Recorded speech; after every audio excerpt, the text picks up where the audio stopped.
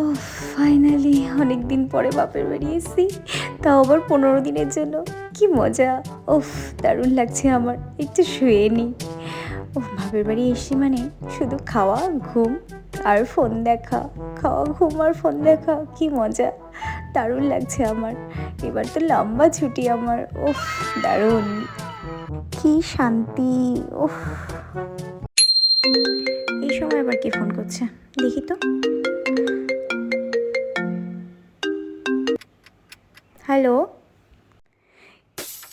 কি?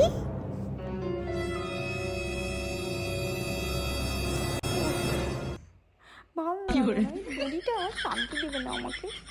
ঠিক আছে, রাখো।